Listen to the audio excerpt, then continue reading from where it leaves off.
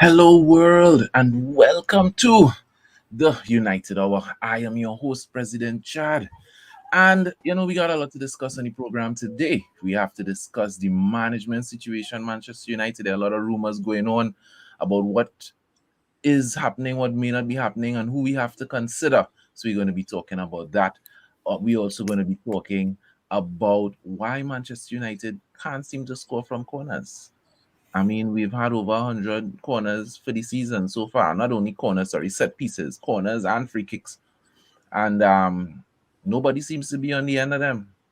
You know what I mean? I don't know. Last I checked, we had some really big headed players at Manchester United, but no goals.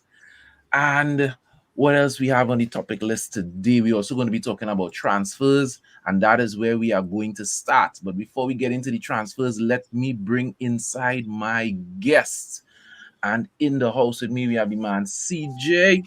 Yo, Right, he's strategically in the middle of the screen, considering the fact that he's down there in Central Trinidad.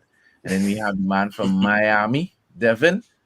Hi, good night. We got Hayden Bruce, a new guest, and we also have Zachary Delema, a new hello guest everyone. as well. And well, everybody knows the man, Big Phil, the Bayesian up there in Canada. So, how you gentlemen doing this afternoon?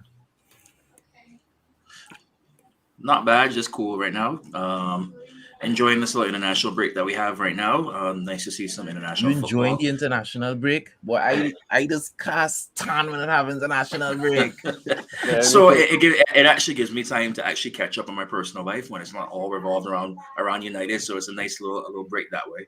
So taking advantage of that and then catch up. Now that you have some of the World Cup qualifiers starting back up, it's nice to catch those this yeah. So it's watching the South American and North American qualifiers right now because I don't think there's any European qualifiers going on right now, except for the playoff spots if I'm right. But Yeah, but yeah, it's nice to just catch a little something different for a little bit. yeah. All right, well let me touch with some of my new guests. Zachary, how you doing, bro? I'm doing fine. I'm really happy to be a part of the program, and I look forward to discussing United. My favorite Yeah, team. man. Rashad is giving you a shout out. Yeah, that's my brother actually. So Okay, nice, cool. yeah, The man Gregory Boris on the inside. oh Greg.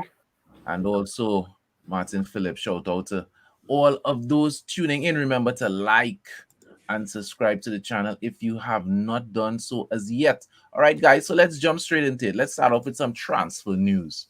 Um, I want to go to Devin. Yes. So now with transfer news, we're going to speak more about outgoings because there's no confirmed incomings as of now. So there's about four players right now that we're going to speak about. And we'll start with the first two that are confirmed and they are gone already. And starting off with Anthony Martial. So for anybody who has not been following, Anthony Martial has gone to Spain. He's actually gone out to well, unfortunately, the team that beat us in the in the final last year, Sevilla. So I personally think that's a good move for him. It's a way for him It to get a wasn't Villa, chance it to. wasn't Yeah, Villarreal. Villarreal. Excuse Villarreal. me. I stand corrected. Yes, sorry. So he's gone to Spain, and so I think it's a great move for him to actually revive his career and also get some transfer value for him. Yeah. What say you to the rest of the panel? How do you feel about that? Honestly, um, I kind of feel I'm a bit happy for him in the sense that he could get a new start, he'd get some form back, get some confidence, and that's all it is. I mean, wait, boy, that are they doing Martial dirty already? Why down, down, wait. Yeah, but aside from that, I think it would be a good start for him. It'll be something to get his confidence up, and I hope all the best for him as all players who leave, no matter what. Yeah, it's Sevilla. It's Sevilla that correct. Yeah, and Yep. Sevilla would like him. He would enjoy himself in Sevilla. I think Sevilla knocked us out in the semi-final of the Europa League. I think that's what he was talking Yeah. about. Um, I mean, with regard to Martial, I think he offers something different to the team, and I think he's actually one of our strongest, if not best, left wingers. And he's someone who could really hold on to the ball very well. And he doesn't always look to cut in and shoot, which is what like Rashford tends to do a lot. Greenwood tends to do a lot. We need someone that crosses the ball for Ronaldo or Cavani, you know. But as you said, CJ, I think Martial getting a good chance to go to Sevilla and, you Yeah. know, freshen things up for his career. I mean, he's only 26 still, I believe. Yeah. So he should be in his prime right now. So maybe this is good for him, and he could come back and he's someone who knows. Maybe the new manager would like him. So It's you a never weird. know. It's a weird one because Yeah. we all remember Martial bursting onto the scene with that goal versus Liverpool, right? Crazy boy. And everybody Mhm. thought that this Yeah, was boy. one for the future. But you know, going down the pecking order over the years to Zlatan, Lukaku, just to name a few, right? You know, he's been at the club for 7 years. I know he's going on loan. Kind of a weird one, right? You normally would come Yeah. to United when you're young. If you're not making it into the first team, then you'll go on loan. But then going on loan after 7 years, like, don't get me wrong, it's needed, right? But it's a weird situation for Martial, right? So hopefully he'll clear his head in Spain. Maybe two things: he can make the France national team, Yeah. and maybe Jules Koundé, who is also a defender that we were linked with in the summer. Who knows? Another Frenchman who could possibly make his way to United because of Martial. You know, fingers crossed. Yeah. Let me Yeah. let me get by a show of hands, and the reason I say a show of hands is so that we wouldn't necessarily have to go wrong everybody. This who believes that Martial after this loan could come back to United and still play a significant role at the club? Anybody? I don't want to put up my hand because we've had players who have gone on loan come back and have done well, but we've had players who've gone on loan come back and not do so well, like your Thais Chong or Andreas Pereira. Regis Pereira, Yanuzai. Mhm. Yeah. Those guys have gone on loan after making it into the first team and then come back and haven't really contributed, right? But you've had guys who've gone on loan, like Jesse Lingard. Did Scott McTominay go on loan? No. Nah. He's been in the United. He hasn't played anywhere else. Okay. So No, he don't. So probably maybe it's only Jesse Lingard and Yeah. and Dalot. Dalot went on Yeah, to Milan, came Yeah. back and now he's in the first team, right? So it's a coin toss up, right? Well, I'll raise my hand like halfway. That's all I will say. Yeah. Well, the reason I ask the question is because I, like everybody else, it's kind of hard not to like Anthony Martial because on his day when he's performing, he is just a pleasure to behold. He's an excellent dribbler. His close control is immaculate. There's so many positives, but the last 2 seasons he's been missing more often than not. And then there's always been a question mark around his work ethic, and I think for me, a couple of weeks ago on this show, I called him my boo-boo, simply because a new coach came in, obviously a higher work ethic. And as soon as Ralph came in and certain things were clear, all of a sudden he hear Martial like, yeah, I want to go. That is not a good optic. That doesn't look good. It kind of like give the impression, well, you didn't want to work before, you definitely ain't going to want to work now because you had to put in more work. So, no, that may not be the case. The man might just want to change the scenery. The man might just want something else. But that's how it looks. And that is not a cool scene. So I really don't expect much as far as that goes. So moving on now. Before we move on. What you're saying, Devin? So Greg B saying, yeah, when he's ready, he is a baller. So, and I 100% agree with that. It's I will also add on. I think Martial's the type of player where he's got to be the man. He's got to be the top shot at the club, no matter what. And when somebody else comes in, he starts sulking, and then his performances start sinking. Which is why I think at Sevilla, the way how they're praising him up, they're hyping up to be the big man. That I think it will be a good move for him overall. But it's, I just cannot really see him coming back into Manchester United and thinking that he's going to come in and be top shot, especially with Ronaldo up there especially with Ronaldo back. That's not going to happen. So I do think this is good to actually revive his career, this move. You're muted, President. President Chad, you're on mute. Sorry about that, guys. Hayden, are you on the inside? Yeah, on the inside, needed just to change the location for a while there because it was going to be a problem for the rest of the family. All right, But it's good. but I agree with your last comment there, and the one thing that has troubled me the most, as you said, all the time you were hearing nothing from him, Anthony Martial. All of a sudden, you want to go, and it's jumped out at me. And like, what's really going on with this guy? What's really going on with this guy? And then there's this big question mark over his refusal to play, his alleged refusal to play in that game the other day, and even Rio Ferdinand has jumped in on that and said, listen, you guys need to investigate this. If not, you're going to have problems in the camp. Well, those problems will be alleviated in the short term because he's not here anymore. Now, for those people who may not know who Hayden Bruce is, Hayden, just give us a quick snapshot of your furrows into sports locally. Well, as far as from that aspect, I am a co-announcer with my friend there, Chad, at Sports and the Word. And my pedigree is cricket. If this was a cricket talk, you would have me going at you. Right? This was a But football. But I also like my football. So I know you're happy after yesterday's result then. No, but listen, as I've told people, I have been a Manchester United supporter and fan since 1975. Right?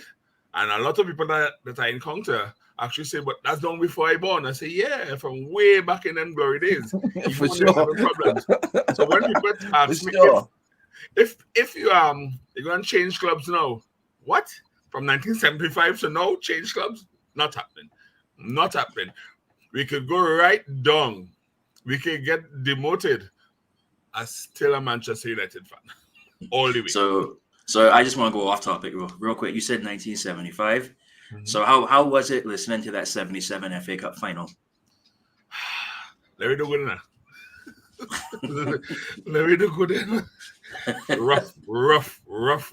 No, fortunately for, well, depending how you choose the word fortunately, in those days, you didn't get it live like you get it now. You would get a replay. So you know the result already, all right? So you're just bracing yourself to see how badly they played, who did what good. But like nowadays, when you get it live and direct, but your heart ain't good for that, boy. Definitely. But moving on now to our next transfer, because we got about 4 more players to speak about. Talk about Amad Diallo. So Amad Diallo has been confirmed. He is going to Rangers, straight loan deal, and coming back at the end of the season. I am actually very excited for this one because I think that he is a young prospect and he can bring a lot to the side, which is why they paid the 40 mil for him. So I think it's going to be a great chance for him to get some proper first team exposure. And Rangers are an absolutely massive club in Scotland. So it'll be a good chance for him playing up there in front of those crowds. And I am very excited for this to see him come back as a much better player and get him that much closer to finally breaking into a consistent first team role. And so, President Chad, how you feel about that loan so far?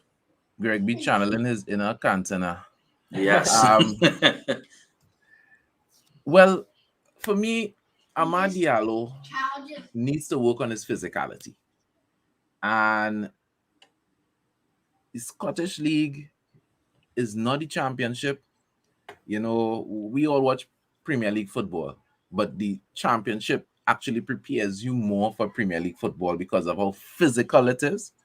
But he will definitely need to either increase his trickery, because we know he's good on the ball, or bulk up to do well in Scotland. So I think it's a good loan. It's actually a better loan than him going to Holland.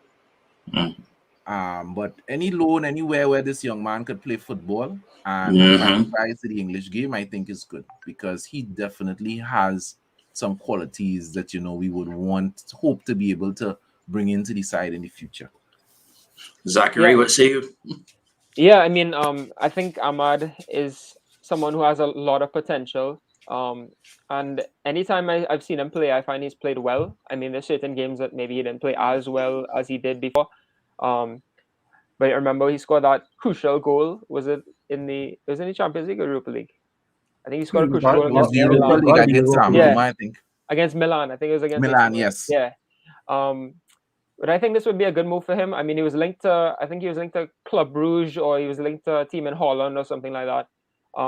But Rangers, as you said, is a fantastic team in Scotland. One of the best, or the best, and I think they have European football as well. So that would give him a lot of experience in European football, and just playing in the Scottish Premier League. I mean, it is still a physical league, but as you said, it's not as physical as the Championship. I would have loved him to go to Birmingham. I think he was linked to Birmingham and Derby County at one point. I mean, that would have been perfect, but I mean, I think this is a good move.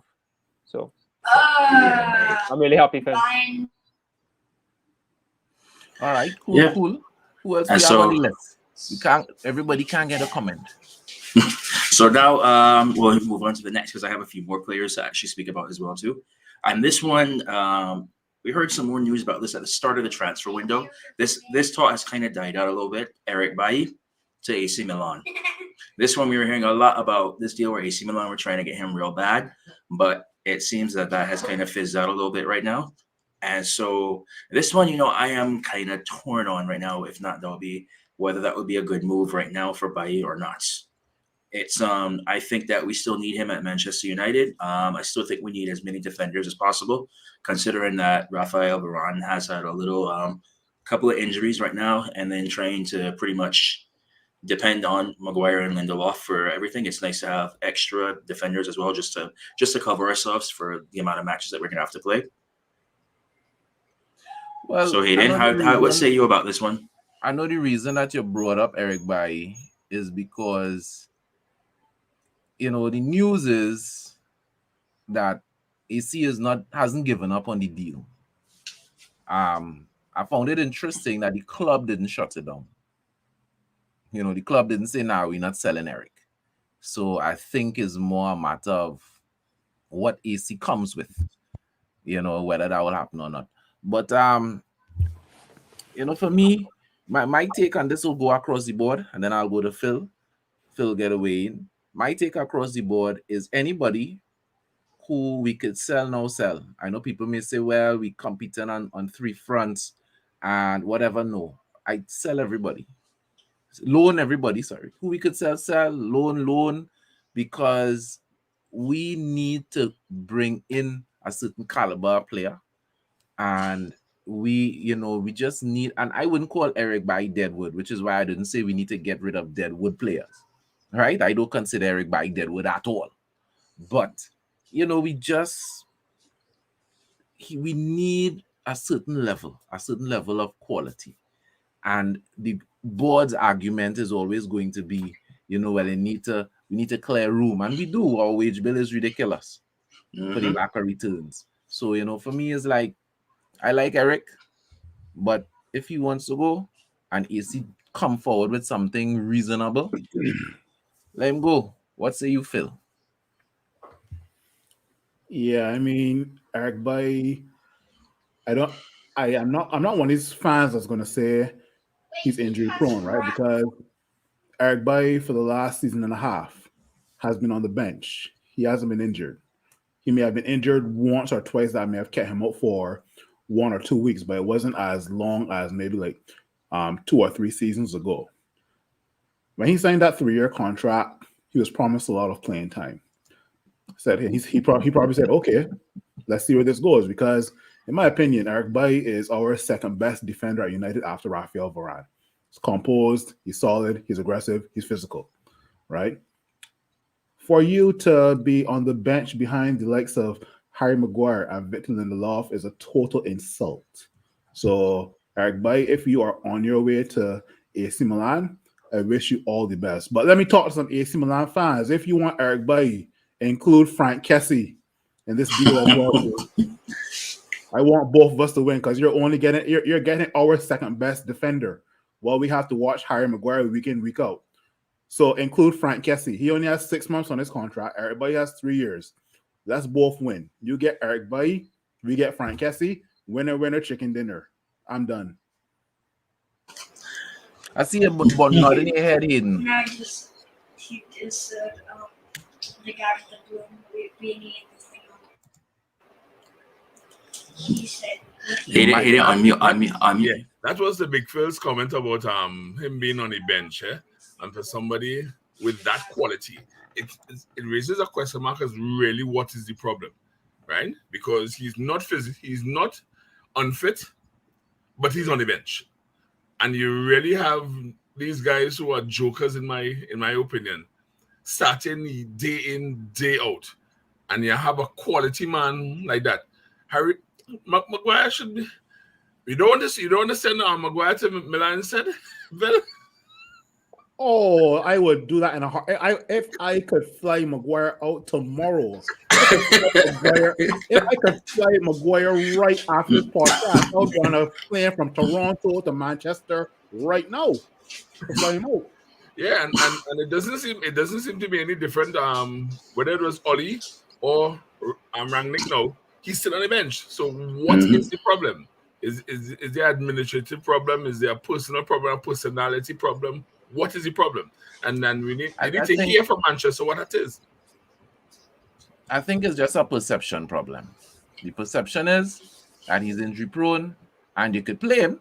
He's reliable if you bring him on for a game or two, but you can't give him a run of games because something's going to happen.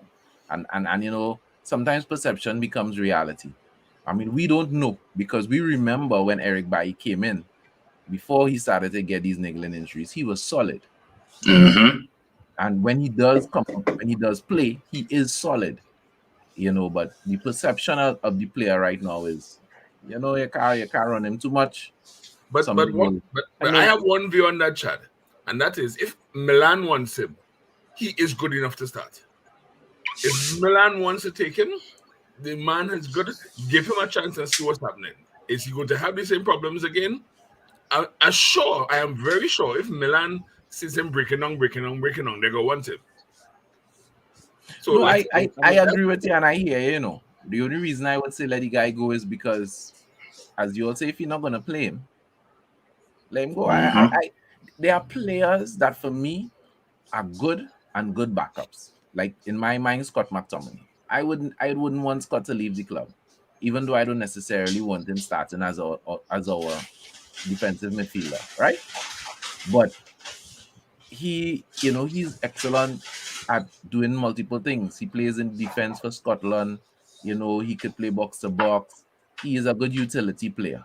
And there are players like that. And then you have players who are good enough to start and they're not getting a look in. I personally would prefer, like Big Phil, Harry Maguire to exit, but that ain't going to happen. So let Eric go and play some football. But we'll see how that goes. Who else on the list? Moving on to the next one on the list. So Jesse Lingard right now. So the talk right now is that Newcastle wants him badly. And they're talking about wanting to pay $10 million to bring him into Newcastle. And it seems that the player and Newcastle agreed that this would be a right move. However, Manchester United wants to include a survival bonus in the clause for the loan deal. And basically they would say that if Newcastle stays up, that they want $12 million from Newcastle as the survival bonus because of to bring Lingard over. And so Newcastle's basically saying like, no, we're not doing that. We'll give you the straight loan fee, cover his wages, everything too, but we're not going to include that extra amount of money for that. Personally, for me, I feel that that's unnecessary for Manchester United. Just take the $10 million now, especially for a player who's going to be out of contract in 6 months anyway. So I cannot that too. So I do not understand the logic behind this. And just take the fee right now, and time is running out. There's only 4 days left in this transfer window. So I say make this deal happen, and then I think it's the best fit for everybody in this case. We make things so complicated. This whole survival. Like, you know, I don't know. Like if this is lost, or I'm just wondering if this is Ed Woodward last, playing the fool on his way out the door, because I can't see Ralph saying, yeah, it's okay, or they could go ahead and loan him out for the rest of the season, right? I can't see the Mhm. manager saying it's okay, and then somebody in the back room holding it up for extra money. You don't get a loan fee for somebody who not going to be here at the end of the season, who coming for Correct. free, who not playing. And you know what I mean? That sounds like something an accountant would think about. That is true, right? Go ahead, Zach. And it's only a it's only a 2 million difference too, which is the other part. It's Jesus. Go ahead, Zach. I mean, I think I don't know if this is a strange notion, but I think that United are kind of like holding out till the end of the transfer window to get like these deals done, so that we don't have to bring in anyone. You know, kind of like, because if you let all the deals happen now, like if you let Jesse go now, and then they have like 5 or 6 days till the end of the transfer window, the fans are going to be expecting something else to happen. So if you kind of like wait until the end of the transfer window to let Jesse or Donny or whoever go, it's just like, all right, well, that's the transfer business done there, and then the window is shut, and you have to wait till the summer. You know, that's my strange notion. I don't know if that makes sense. But Ed Woodward and the board, they do stuff like that. So I don't I know. want to What do read you this guys think? comment from Rashad. He said the Glazers are money grabbers. Sorry, the Tampa Bay Bucks are done, which is true for those people who watch NFL. The Buccaneers got kicked out of the playoffs, and so they're moving cheap. You know, and we could, if we start talking about the Glazers, the program will never finish. You know what I mean? So we just leave Correct. that alone. But it's just so frustrating. It's so frustrating. I mean, just let Jesse go, man. Let Correct. Jesse go. All right, go ahead, Devin. Anybody else? So last but not least, Donny. So the big talk right now with Donny is that Crystal Palace are actually very interested in a loan deal for Donny, which I think is a great move for all parties involved. Because then you could say, all right, he's not getting playing time. People think he's not physical enough for the Premier League, anything like that. You go to Crystal Palace, and I honestly think if you partner him up with Conor Gallagher there, that I think that'll be a great midfield partnership. You could see if Donny is truly cut out for the Premier League or not. And the whole way how this thing even started is that so it was Dennis Bergkamp. So I don't know if everyone here is familiar with the connection between Donny and Dennis Bergkamp at all. Of course. So for those who don't know, Dennis Bergkamp is actually Donny's father-in-law. So he called up his old Arsenal teammate Patrick Vieira and said, "Yeah, you might want to take this one here now." And so that's how this whole thing has been kicking about. And I am all for this move, especially as we've stated before. These are players who are not playing, and right now Donny just wants to play. It is a World Cup year, and he needs to do whatever he can to make sure he gets into that Holland side for December for the World Cup. So I do not see why this has not happened yet, and I think it is a win for all parties involved. This will be a great move, and United will be stupid not to let this go because Donny wants to play. But I'm hearing things like United don't want to sell Donny or don't want to let Donny go, right? This is going to be so detrimental to any dealings for United in the future, right? Because who's to say that Ajax, for example, are going to want to give us any of their players in the future? Because we know Ajax is one of the top academies in the world for God knows how long, right? An up-and-coming player who wants to play for United in the next 2 or 3 years. They might say, you know what? Remember when Donny van de Beek left Ajax and went to United, how he was treated? And those things will bite us in the tail in the next 2 to 3 years, right? So let the guy go on loan, let him play his football, and let's see what the guy can do in the EPL, because everybody's telling me he's not good for the EPL, he's not physical enough, it's all about what he does in training. I want to see what he can do on the pitch. Forget what he does in training. I want to see what he can do on the pitch for 2 or 3 games in a row. So, Donny, I really, really hope you get your move to Crystal Palace. I really do. Hey, Dan, what say you? He don't have to be quick on that mute button, no. Listen. I prefer not to comment on that. But again, if a player wants to play, they're not playing and somebody wants them, by all means do the transfer. Or play them. Yeah, either you play them or you transfer them. because having good talented players sitting on the bench with absolutely no reason whatsoever for not giving them play time makes no sense to me. Makes absolutely no sense to me. That was the last one, Devin. Yes, that was the last one for now. But I just Zachary, wanna what say I you just about wanna the throw this observation out there, and anybody could comment on it. When I heard Ralph coming in, and we discussed the beneficiaries of Ralph Ragnick taking over as the manager for the rest of the season, and two people on my list of beneficiaries was Jesse Lingard and Donny van der Beek.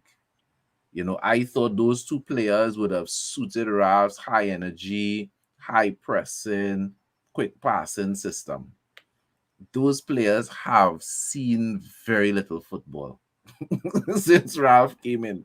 Now, the team has gradually gotten better, but I just really thought those two guys were really going to be standout players, and they haven't been. So let them go. Free #free Jesse #free Donny. Yeah, let him go.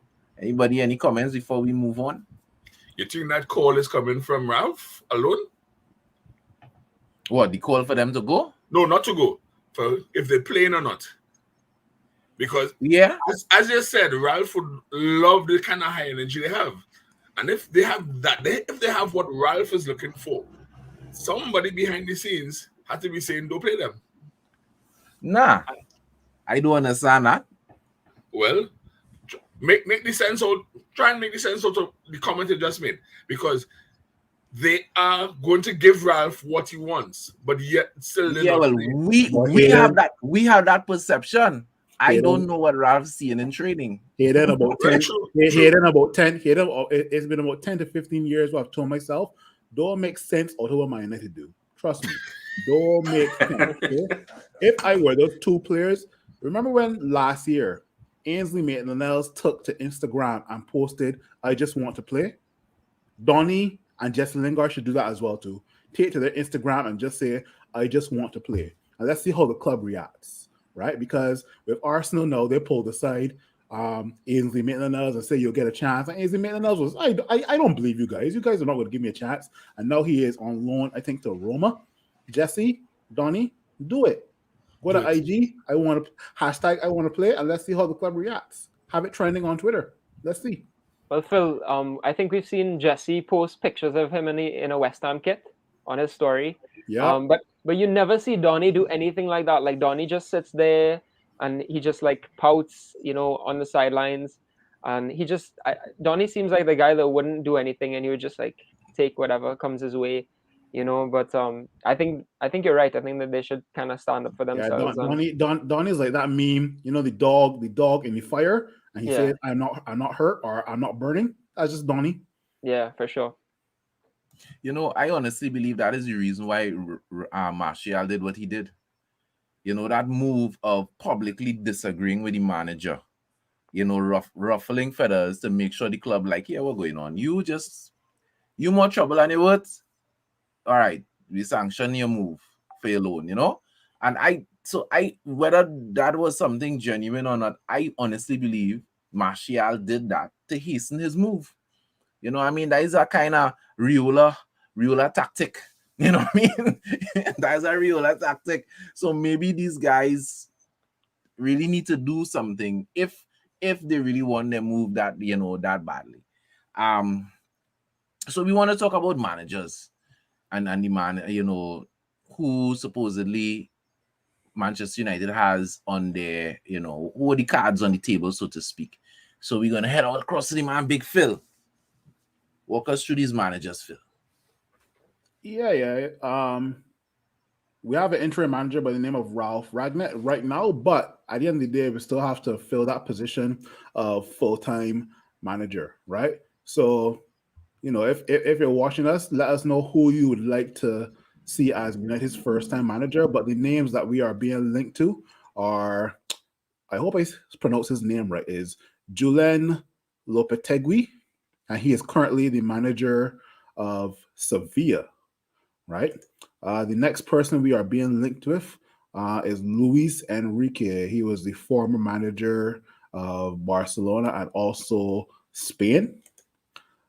The next person who I personally would want to see at United is Eric Ten Hag. He is currently the manager of Ajax in Holland.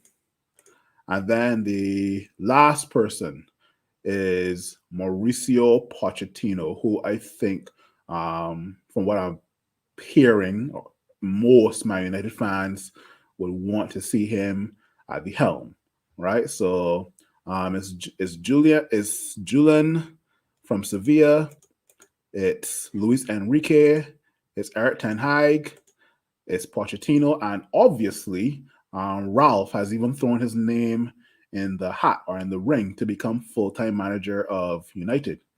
So those are the names. I guess it's open floor for the panel. Who do you think would be best suited? Who would you like? Who would you think would do a better job? Yeah, open floor.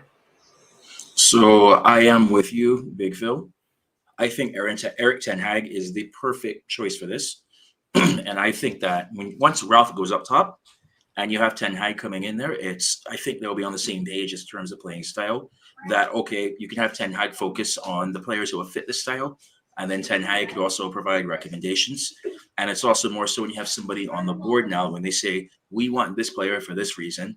So then it's not like somebody on the board just says, okay, well, you want this player, they cost too much money, so we're going to get you this player instead who does not fit the style, which I know has been, I believe it was Jose Mourinho that spoke about that, actually. That was an issue that we had in the past. And so I think with the partnership, when you partner up with Fletcher, as well as Ralph up top with Ten Hag there, I believe that combination will be very good to actually establish an established system for the way that we play. So now, instead of just buying names for marketing purposes or to sell shirts, you're buying the best players that fit this possible system. And obviously, it'll probably take a couple of years to actually see the full result of it, but it will be a step in the right direction. Because how many people here can actually name the exact way that the system that Manchester United is playing right now? Because there's not really an established one right now. And so I believe in my mind right now that this is the move right here. So Hayden or Zach? Yeah, I agree with Devin on it. Especially with the aspect of having somebody in the back room helping to guide the manager, helping to go with his recommendations to make the fits properly. So I agree with Devin wholeheartedly. Yeah, I mean, I agree as well. I mean, Ten Hag is my favorite, and then Poch would be my second. But I think Ten Hag's style of football is it's very he has his style, and everybody can see that, and it's very attacking and risk-taking football, and I think that's what United need. United need something like that, an entertaining style of football, and exactly what Devin said, having Ranić in the back, I mean, up top, would be a good support for Ten Hag, and would hopefully get the best out of the team. And I mean, like what Gareth said, he doesn't care too much about what Ralph, if it's whichever manager it is, wants to get the best out of the players that we have, and I mean, that would be the best option. So Devin and Zach, there was a preferred of Ten Hag. Yeah. Before I go to you, President Chad, Hayden, was there a preference of a manager that you were looking at per se out of those four? Actually, I have not really spent much time on it, but I'm analyzing from what you said, and it does make more sense, right? And listening to Devin just now say, yeah. And when it comes on what everybody has said, especially what Zachary has said, with the style of play, that is going to be very crucial. And if this is going to give Manchester what they need, yeah, I go with him. But I really have not dived into the manager's side of it. But listening to you, listen to the rest of the guys, yeah, that makes more sense. So I would go along with Eric also. President Chad, yeah. I Ten Hag is the man for me. For two very simple reasons. He came up in the Ajax school, and the Ajax school is very similar to the United school. You bring in one or two key players and you play youth, right? It's a heavily youth-based school, and they shop for quality. They don't shop for name brands. And under Ed Woodward, Manchester United has become a name brand store. There's somebody, I think is Robert or somebody else as well, This, they say, Manchester United, we didn't used to buy stars, we used to make stars. When we got Eric Cantona was not the star that we associate of him now. When we got him, he was a good player. You understand? Ferdinand was playing for England. He was a good player, but in no way were these guys superstars. We made superstars. We made superstars, and that is what we have moved away from, and hopefully we're going to get back to, where we could get people who are either on the cusp of breaking out, or who are coming up through the youth system. This going out, and that's why we end up paying that kind of ridiculous money for the likes of Harry Maguire. Because it's like, okay, well, we didn't get the guy from Napoli we were going for at the time, and the next big name on the list was Harry Maguire. Why we had to get a big name defender? We could have spent less money and probably get a little more quality somewhere else. So hopefully we could shift away from that, as Ed is on the way out the door. But Ten Hag is the man I would like as well. But I have one question for you guys. And the question is this. Assuming Manchester United, let's say, finishes comfortably in the top 4 and win some silverware. Could be a FA Cup. Could even be the Champions League. Would anybody think, maybe we could give Ralph this job permanently? Because that is the no. Leave on a high. No. We need him up top. We need him up top, and so that matters more. So yes, you get your short-term result like this, but you got to be thinking long-term. So yes, he's great right now, but it's like I said earlier, you need that person up top on the board who is going to explain why you signed this person, they're saying, and why you don't go after the cheaper option per se, which has happened before. Yeah, I think we need someone like him on top more than than anything else. So if we get him on top and then bring in somebody, we need somebody in the boardroom that knows football. Correct. Exactly. Correct. Not just business. Yeah, Because we could be sure if he was in the boardroom, he wouldn't be stripping us about an extra couple million for Jesse. If Newcastle still just posing in a Newcastle kits already, all know, right? Yeah. And somebody who could even do the reverse of what Zachary just said. Say nobody cheap one, but they can tell you, hold on, you see that expensive one you're going after? We have any storehouses. Let me go in there and find somebody who's shaping up to be a star. And when they say star, you can go back to the days we made our Michael Owen, and we made a few others I can think of right now. They're coming to my mind, but a lot of them were next to nobody. We made Ronaldo. We made Ronaldo. The list is so long. The list is endless with that. Yes. When back into the 70s, McQueen and all those guys, all those big time defenders. But we've only bought in terms of superstars, we've bought only like Van Persie and maybe Lukaku. But yeah, you guys are right. Over the time of the support of United, we have made players into the players they are today, right? So even if you go as far back as to Sir Matt Busby, even Sir Matt Busby is the one who started with this idea where you bring in the youth players and you bring them up. And so it was a quote that he said where people were saying that these players are too young to play and whatever it was. And he basically came out and said, if they're good enough to play, they're old enough. We need to go back to that system. And yes, and that's where the Busby Babes came from. I mean, unfortunately, obviously, we all know what happened with the Busby Babes, but that team was set up to do some real damage. So then you go back to now Sir Alex, class of 92. I can't remember who said it when they said you never won anything with youth. and look exactly what Sir Alex did after that too. So this club is the grounds, the foundations from this club are from bringing academy prospects in. And we seem to have gotten away from that in recent times to go more for the big name signing or things like that. So we go back to our roots. We could also be saving money in the long run, which hopefully, I'm saying hopefully, but I doubt it will happen. You can use to pay off some of the debt that the Glazers put us in. Yeah, we're going for more ready-made products these days instead of like, it's almost like you want that McDonald's, but because you can't cook on a Sunday, right? It's almost like that, right? And we see that with Ralph. Ralph seems to want to play youth. He seems to Mhm. be very interested in getting the young people to participate in the club. Well, if you're good enough, of course. You're not just playing youth for playing youth's sake. And Right. I agree, as Zach said, as everybody said, if we put that kind of quality upstairs, it'll make the difference. I just really was curious. The reason why I asked the question is because you know how we tend to think differently when we see a little success. Ole Mhm. was never meant to be a permanent manager. He went on a run, unbeaten for how many games. Everybody was singing Ole at the wheel. They gave him a new contract. And I'm just saying, I'm just wondering, what are people's thoughts if Ralph is very successful? Because I'm telling you, even winning the FA Cup with this side, I consider it a success. Because a few weeks ago, we weren't even thinking I mean, a couple months ago, wasn't even sure we were making the top four. Forget about even thinking trophies, right? So even if he wins the FA Cup, worse yet to win the Champions League, I am sure there are a lot of people that are going to be saying, nah, leave Ralph.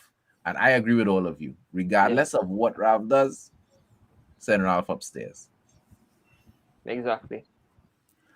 Yeah. Hey, I ain't changed my banner, man. But that's all right. So I want to talk a little bit about expectations, guys. We were just talking about Ralph and where we were going to finish and stuff like that. Um, where do you all legitimately believe Manchester United could finish at the end of the season? And I Fourth. say that because we may be fourth now, but Spurs have games in hand on us. I think Mhm. Arsenal has a game in hand on us. So really and truly, we don't just need. It's not like we could win all the rest of our games, and if they win all the rest of theirs, we're not in the top four. You know what I mean?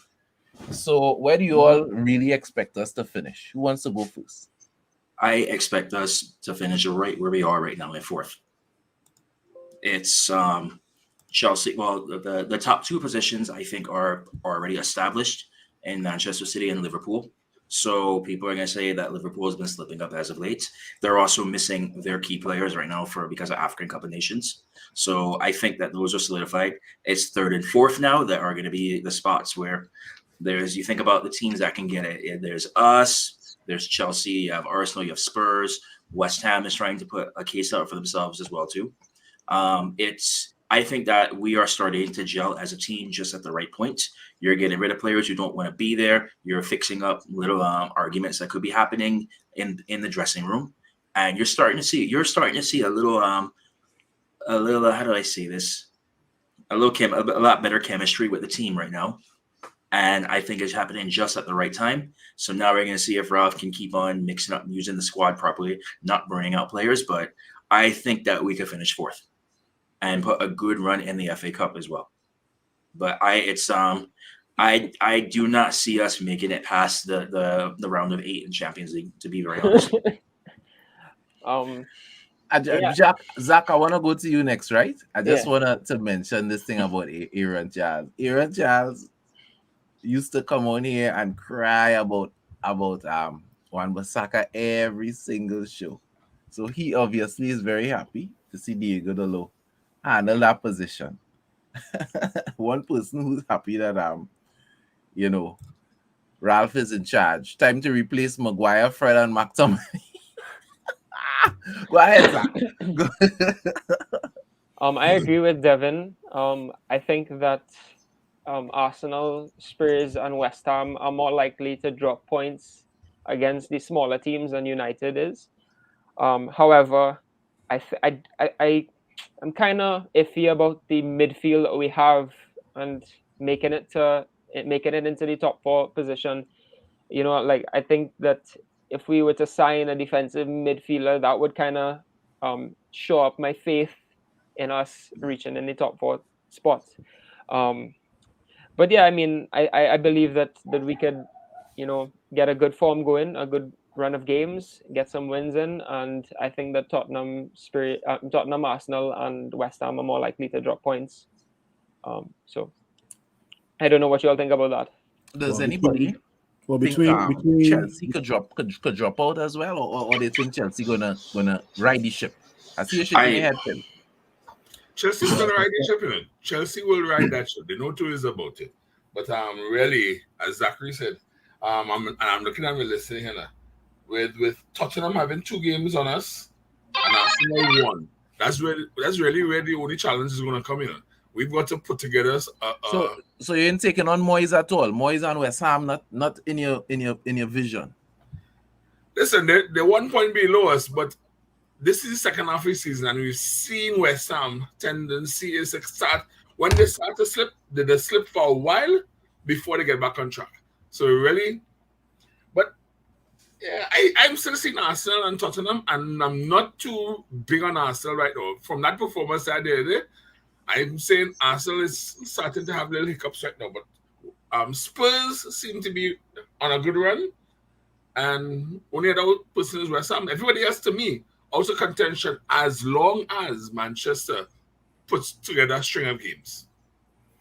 So I want to also add, well, from 4th position to 8th, because Wolves have a game in hand. And let's say they do win their game, there'll be a point behind us, right? So out of Man United, West Ham, Arsenal, Spurs, and Wolves, I would say Manchester United on paper have the mental fortitude that and to keep us in 4th position. That's how I would look at it. So in terms of Man United versus those other teams, we do have players that have a winning mindset. We do have players who can come to us and come for us in clutch moments. I'm hoping United will finish in the top 4 because I just can't see Cristiano Ronaldo playing Europa League. I just can't see that. He'll be gone if we do. I don't think Cristiano Ronaldo could see that. No, he'll be out. But guys, do you think that that we can finish in the top 4 without a defensive midfielder though? Without signing one? It still look like we're gonna have a choice. Yes. Yeah, I think that's exactly what's gonna happen. Okay. Because it looks like right now that the board is not bringing in anybody right now because they don't even know who the permanent manager is going to be, and they don't want to spend the money just for the next incoming manager, whoever it is, to not play the person. So we pretty much are going to be stuck with what we have. Yeah. So I mean, even if we don't find a defensive midfielder, the world is on on Scott and Fred's shoulders. If they get injured, boy. So we have no choice because top 4, us being out of the top 4 is not Manchester United like, right? So with regards to us signing a defensive midfielder or not signing a defensive midfielder, we still got to finish in the top 4.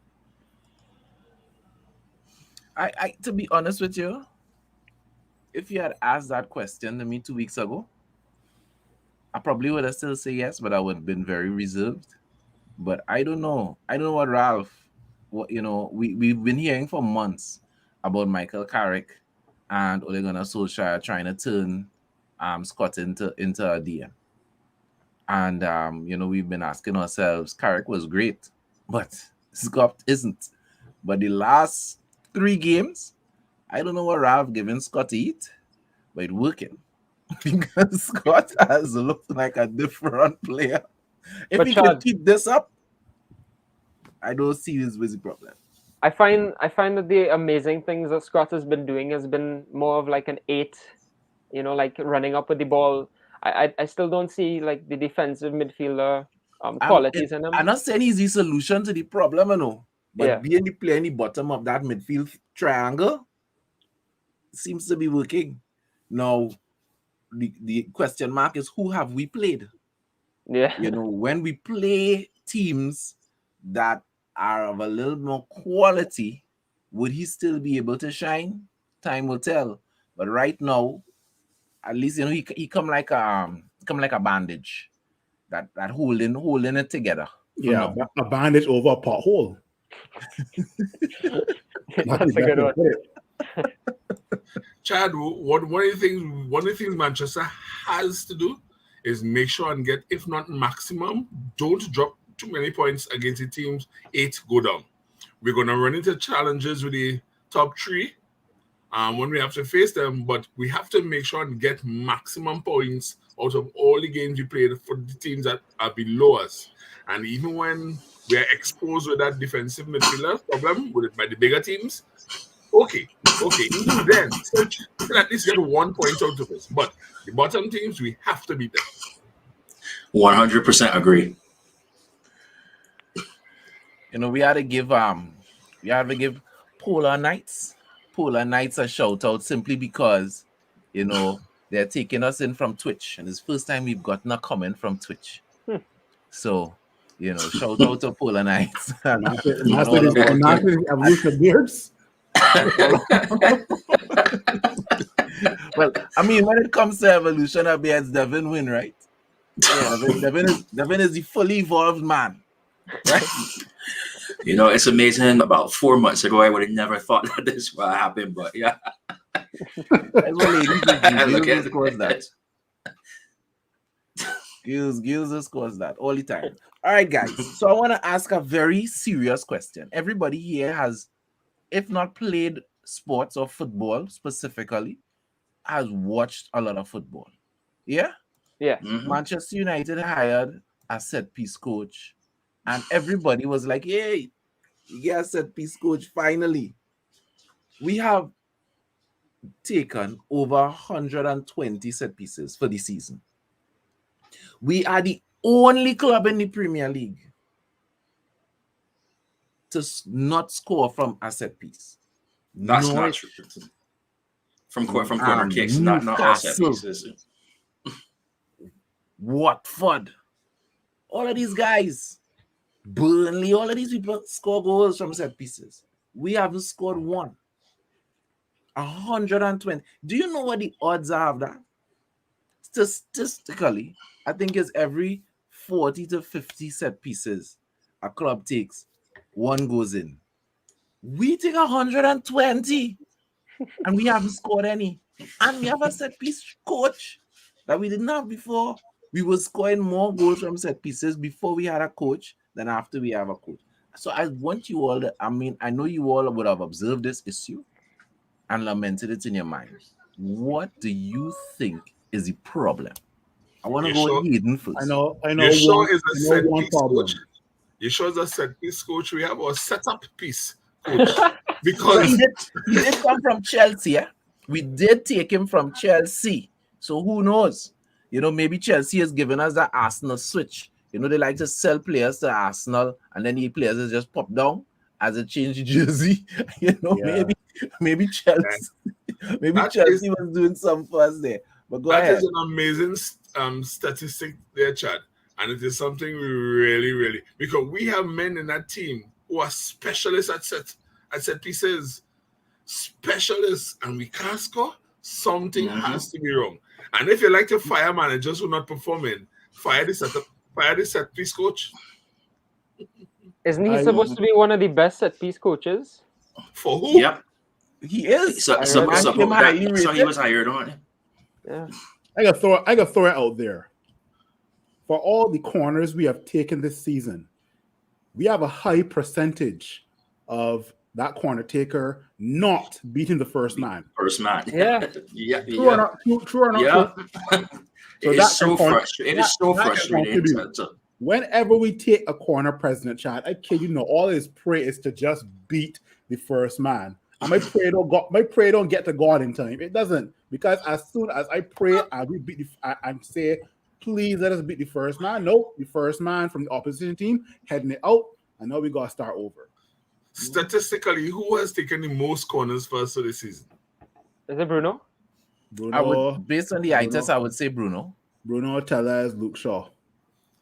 And Bruno has had the bulk of it. Bruno is a specialist, a set piece specialist, but not a corner specialist, clearly. Maybe you know, it's my against Gallo. challenge. Do you all know how many set piece specialists we have in this team?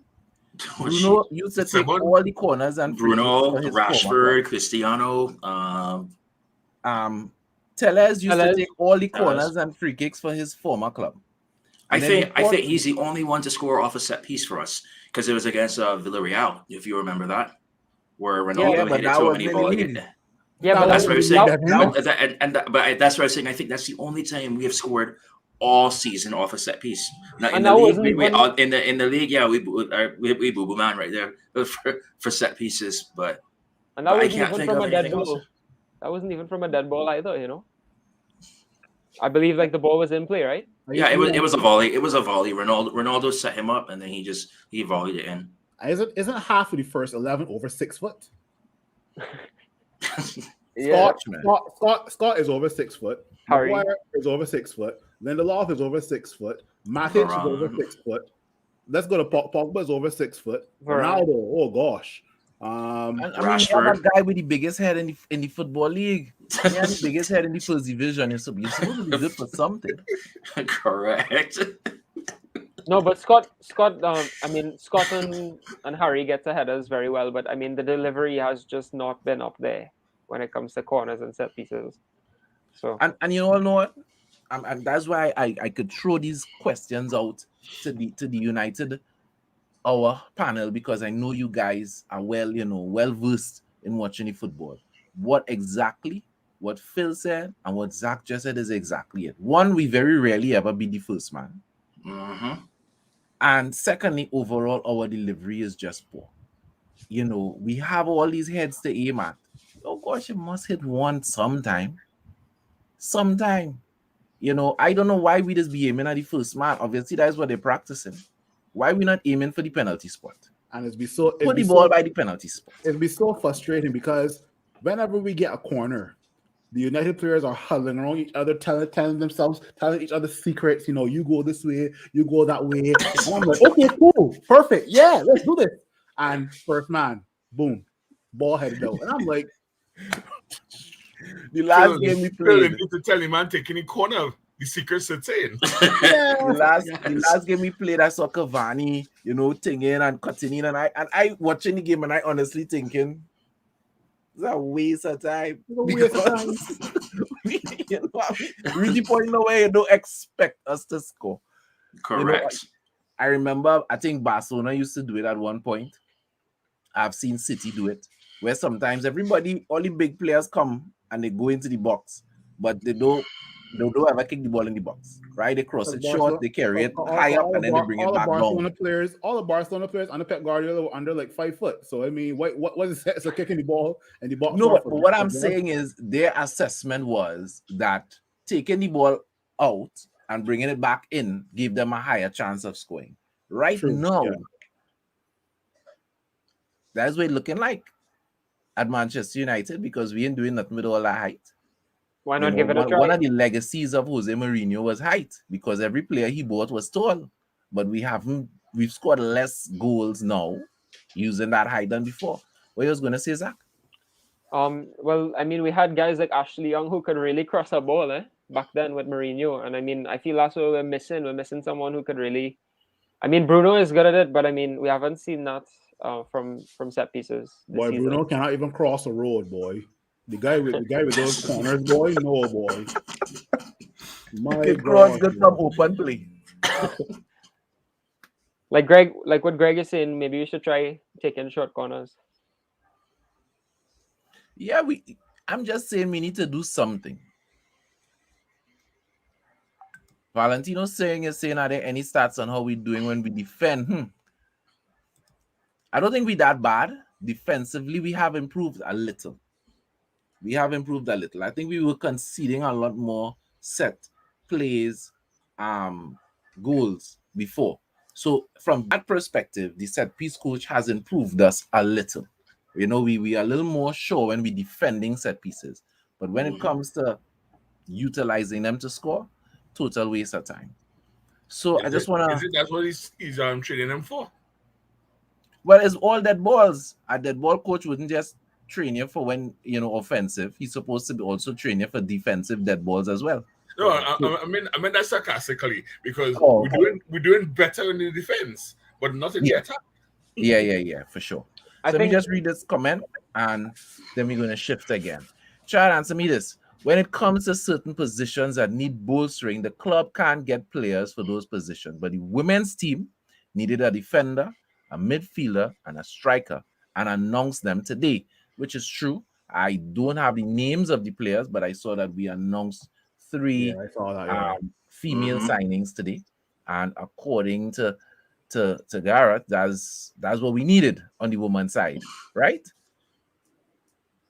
So, oh yes, and you're saying the women also score from set pieces. So right now, Manchester They United also women have is an not too bad. established they also have an established managers that knows exactly how they want to play Yeah, and knows what players to go for. So that's a big difference right there. The women's team actually has a good style of play as well, too, from what I saw. Like, And we just need one signing, huh? One. Yes. Just one. That's all we're asking for. All right, guys. So we're heading into our favorite segment on a Thursday, which is called the Top Shutter and the Boo Boo of the Week. Now, for our new guest on the panel, Zach and Hayden Bruce. What is that?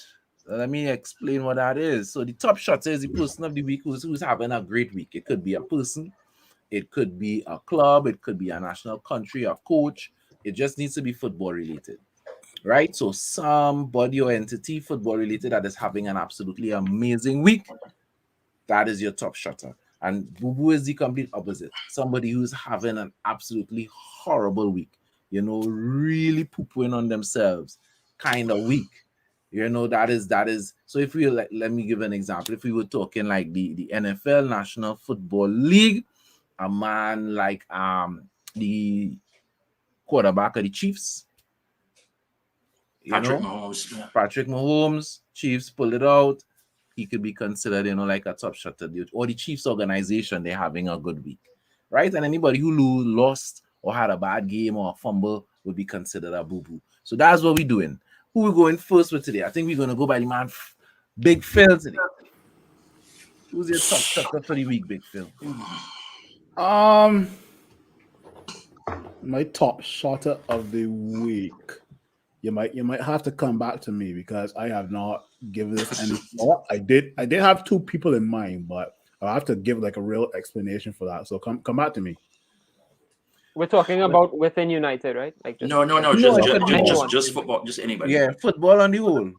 All right. It don't have to be United related. Well, I know Devin is struggling to find somebody, so I don't know. Well, actually, I have my top shutter for it already. All right, go and ahead. we actually brought them up just now too, the women's side, because they are going out there, they're doing their business. They knew what they needed to get, and they went out there and they did it. And this should boast them to put a good ending for the season, hopefully potentially winning some silver as well. So I have to give my top shutter to our women's side. Yeah, the women's side could definitely do with those kudos. You have a boo-boo? Actually, I am going to have to say Eric Bailly. So I don't know if you all were watching AFCON. I think it was yesterday. What a penalty. What a penalty. So Big Phil knows where I'm going with this. So Egypt is playing Ivory Coast. They decide to go to penalty shootout. Eric Bailly steps up and he tries to step up and try to be real cool, like walk up to the spot and think that he can just go in and play some, like score off of it. I don't even know what that was. Like I don't know if it was an attempt at a Panenka or whatever it was, but it was a real soft penalty. And keep in mind that goalkeeper could pretty much stand on his tippy toes and his forehead would be touching the bar. So I don't understand the logic from that. And that he's the only body that missed. And because of that, Ivory Coast got knocked out. So because of that, I like this conspiracy theory here from Garrett. He said Bailly did that on purpose so Salah wouldn't return for Liverpool. I mean, I don't mind. The longer Salah could be on the benches, the less I had to find money to buy him back in my fantasy team. You know what I mean? So all right, cool. So who wants to go next? I would give the top shutter, right? It's top shutter, yeah. Top shutter is that Burnley goalkeeper in that match. Nick Pope, yeah. Yeah, boy, yeah. Yeah. He made exceptional saves. Yeah. That's the Burnley Arsenal game. Yes, Burnley Arsenal game. And he made me smile because they take off some points from Arsenal, right? But I mean to say some of those saves were amazing. totally amazing. I give him the Definitely, top shot of the week. definitely. And the boob of the week for me is the administration in the African couple of nations, where they had the way I don't know, no, not the administration of the tournament, the administrations at the stadium where they had a disaster. Because they said it was avoidable. It was avoidable. And they kept telling them about it and they wouldn't listen. And all of a sudden, you now have 8 or more people dead and many injured. Yeah, there was a stampede at an AFCON game, for those who don't know, and 8 people died in the process. That is to the point now, Chad, that they've moved one of the games away from that stadium now because of that. So that's my boo-boo of the week. You know, boy, you do real good at this, boy. You had practice. I said I'll get thinking. I was a real good top shot and a real good boo-boo for sure, without a doubt. Z, ready to go? Yeah. My top shotter is Dusan Vlahovic, because I mean he can't stop scoring. He's insane. He's only 21 years old. And he's going to Juventus. I think that's a done deal as well, according to Fabrizio. It is. And my boo-boo is the same as Hayden's, actually, AFCON. So it's fun. It's funny because my boo-boo and top shotter are in Zachary's comment just now, right? But indirectly, because he mentioned Vlahovic, right? My boo-boo is actually Arsenal fans, because they're telling me that Vlahovic will be an Arsenal player and he'll be ready for the North London Derby. No. He'll be ready for the Derby in Italy, not the North London Derby, right? So that is my boo-boo of the week. And for my top shotter, I got to pay this guy some respect for this time of the year by the name of Fabrizio Romano, right? Because the transfer window is coming down to a close. And you know who everybody is going to be focusing on these last couple of days? Fabrizio Romano. He has his job cut out for him for the next 3 to 4 days. And it's going to be like this here. It's going to be like this for him every single transfer window. But around this time of the year, he's one of the busiest journalists that people look out for, right? So he is my top shotter of the week, of the month. So yeah. For me, I'll go with boo-boo first. My boo-boo of the week is not Arsenal fans, but Arsenal Football Club. I sat down and I was watching that game, and the amount of good, golden, quality opportunities Arsenal had to score was unbelievable. And I mean, as Hayden said, you know, Pope did a great job, but Arsenal, I think, did a better job at helping the goalkeeper. You know, there was some shots that they missed that were just sitters. It was like unbelievable. You know, the goalkeeper probably was thinking they helped him because some of the balls, they kicked the ball onto the goalkeeper. He was just there and they kicked the ball and hit him and it come out. It's like unbelievable. But as much as they are boo-boos of the week, I am happy that they are boo-boos of the week, because if they had won that game, they would have gone above us. I don't know where Zach disappeared to, but we have the man CJ returning for the last innings of the show. So that's my boo-boo of the week, Arsenal Football Club. And my top shotter of the week is going to have to be the man Marcus Rashford. 2 goals coming off of the bench, 2 substitute appearances, and the last goal literally in the death of the match, the 93rd minute of 90, you know, which of the 3rd minute of extra time. You know, you just can't.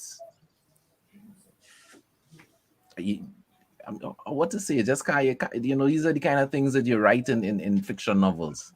You understand? So for me, Marcus Rashford is my top shotter of the week, and long may it continue. CJ, I don't know, should we ask you who is your boo-boo and top shotter of the week? I mean, boo-boo of the week, personally, is a tie between Arsenal and Spurs, in the sense that Spurs? Why Spurs? Because just genuinely, Spurs was real ranting and raving that they were going to get Adama Traore. I don't know why you would brag about Oh, Adama right, Traore. right, Oh, right. that's true. It get Yeah, hijacked, and I was just real laughing because it's like you could call this a L because they wanted Adama Traore in the first No, it place. was an L because they Yeah, were like- tweeting about it Like why? and yeah. Like, You, why you would see, you you want see the amount Traore? of wages he gave up. Yeah, bro. Yeah, bro. Jeez. That's terrible. The man passed up 120,000 a week He to take crazy. 15,000 at Barcelona, which is how bad he did not want to go to Spurs. That's crazy. Jeez. That man said, I'd rather Europa League football than go into a place where they can't even win a conference league. No way. That's real funny.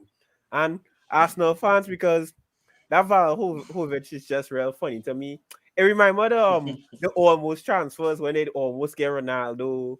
There was almost it's just real funny. It's like London just the only good thing about London is West Ham, Aston Villa, and Chelsea, but you see Spurs and Arsenal, terrible. That's deplorable. Arsenal are twerking for Locatelli in the summer. They're twerking for Vlahovic, and they just went straight to Juventus. And on top of that, I didn't want to say this. Arsenal Fan TV had to avoid questions on Mr. You Know Who. It's just not a good week for him, boy. Like, damn. That man last name is good enough, but he wasn't good enough, boy. That tragic, yo. That's tragic. And who's your Also- top shot of the week? Oh, instead of Marcus Rashford, I would say Anthony Elanga because he's been putting in shifts for youth and he's been coming on for a good while because this is what his third game in that he's showing us that he deserves some time. I mean, we're losing Anthony Martial, but now we have Anthony Elanga. So for me, he gets top shot of the week because his work rate is just amazing, and the fact that he's been scoring and assisting for the past games, that's good. I'm happy to see that we have youths committed to it now, man. I want to Anybody who's shout out- interested, go ahead, Big Phil. I just want to shout out or give a special mention to Hakim Ziyech's goal versus Spurs. Yeah, ooh, yeah, Oh my God. but that's crazy, Oh, bro. that goal. Crazy. He almost repeated it too. Yeah, the guy literally said after the match he thought the ball was going over the bar, but the guy pinned up Hugo Lloris like a close peg on a line. I kid you not. For sure. That was such a big point that I don't even remember what I was gonna say. Oh well.